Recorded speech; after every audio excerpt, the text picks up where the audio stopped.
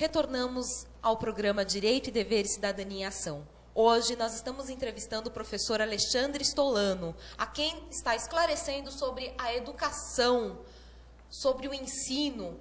E no último bloco eu deixei uma pergunta em aberto para o doutor Alexandre, com relação a esta questão de inversão de valores, da família transferir à escola a educação, os princípios básicos para o ser humano, e aí, para poder formar este cidadão, a escola também, nesta questão de progressão, ir empurrando o aluno até os outros ensinos.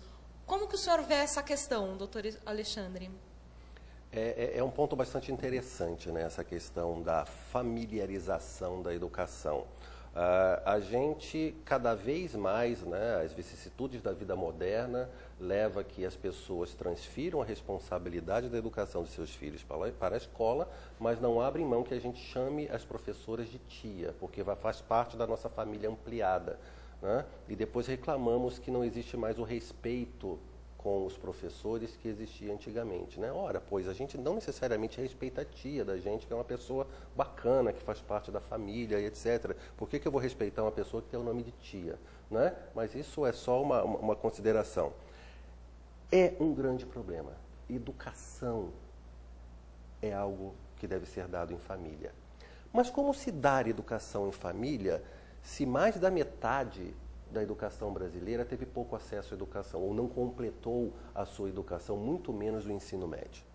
Nós estamos hoje, né, numa geração que se fala mais abertamente de ensino superior como uma coisa plausível.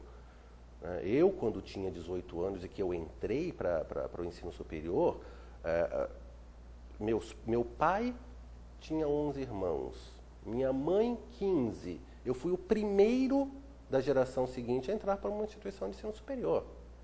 Hoje em dia eu tenho diversos primos que já fizeram mestrado, né, doutorado ainda ninguém fez. Mas nós estamos muito perto ainda daquela geração perdida da década de 60, 70 e 80 que não teve acesso ao ensino superior. Mas voltando à questão, como educar dentro de casa se eu não necessariamente tenho educação?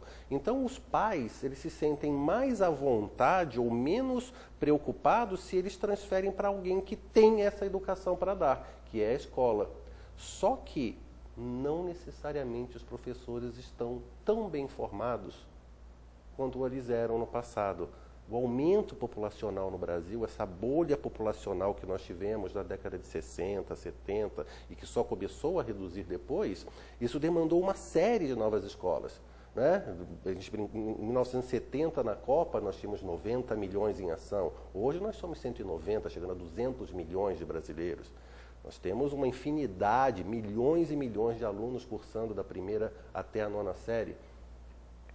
Isso demandou uma série de professores e o ritmo de produção de professores não necessariamente acompanhou a qualidade que se precisava.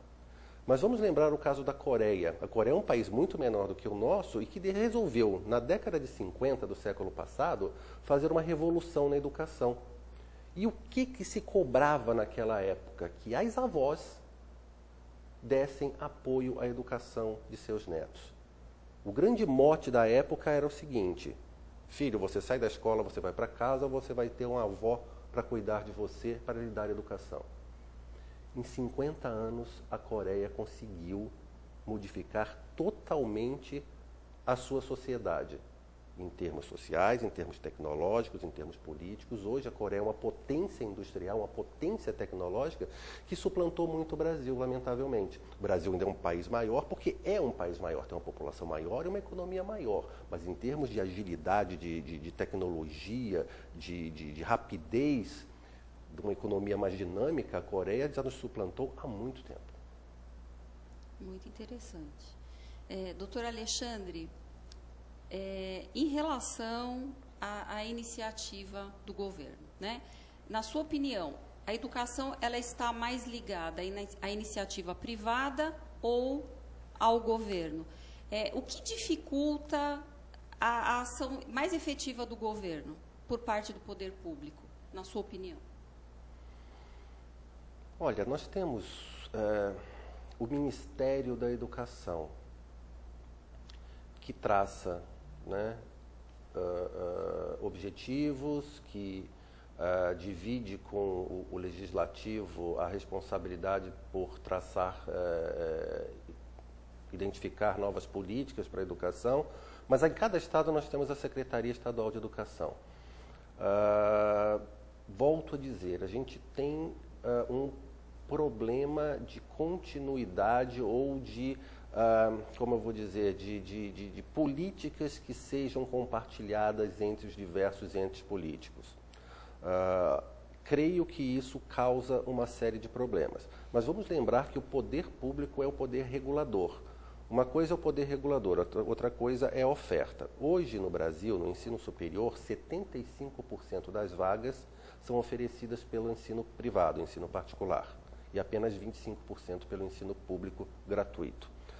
No ensino, eu não tenho as estatísticas do ensino básico, né, mas acredito que haja uma boa inversão. A maior parte das escolas, a maior parte da oferta na escola fundamental, ela é pública.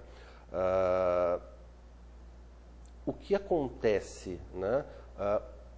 As escolas particulares, elas obedecem à regulação do poder público, né? As diretrizes curriculares, os parâmetros curriculares nacionais, que são basicamente as políticas que foram desenhadas pelo MEC para que todas as escolas no Brasil sigam,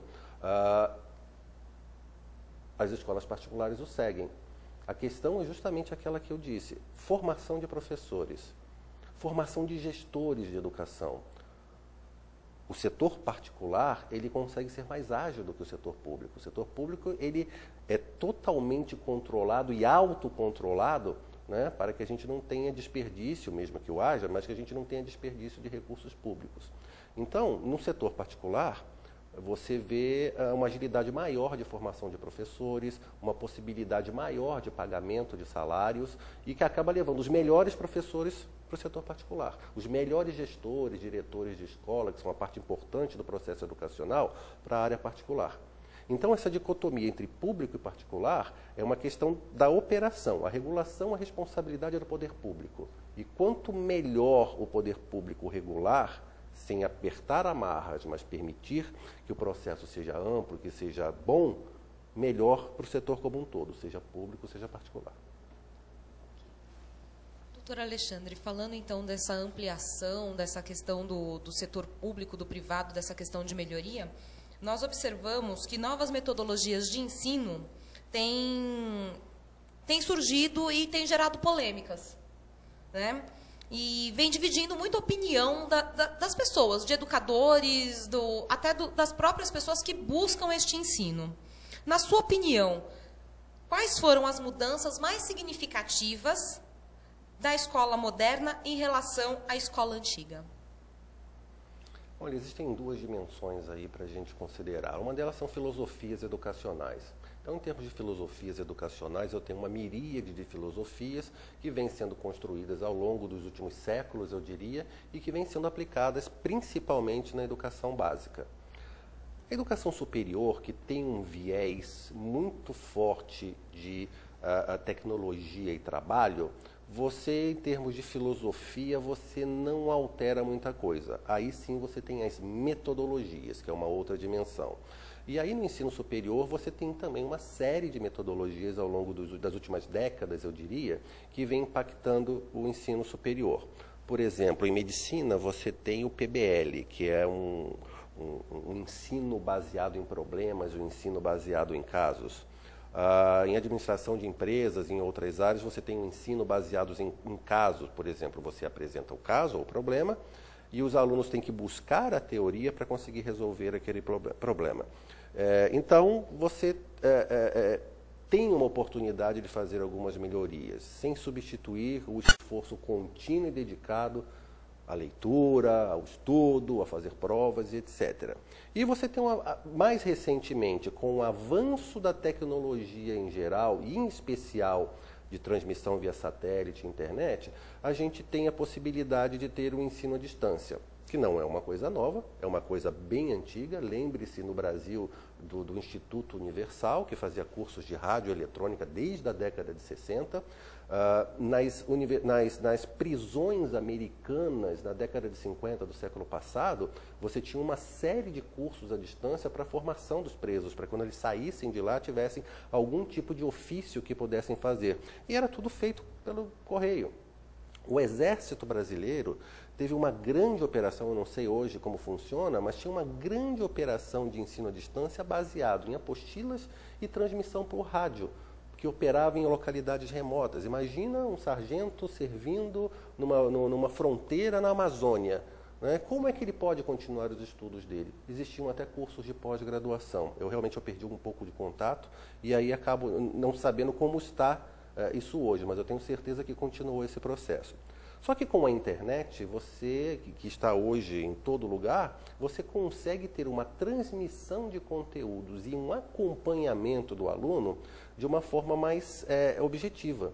Então, hoje eu diria que a metodologia mais promissora é a EAD, desde que seja bem feita. Hoje você pode conseguir atingir o aluno onde ele estiver, em que horas ele estiver, e dá uma oportunidade dele ter o seu próprio ritmo de estudo. Ok, antes da próxima pergunta, nós vamos a um breve comercial. E a você, telespectador, se quiser ser nosso colaborador, envie um e-mail para direitosedeveres@oabguarulhos.org.br ou ligue para 2468-8199. Voltamos já, não saia daí.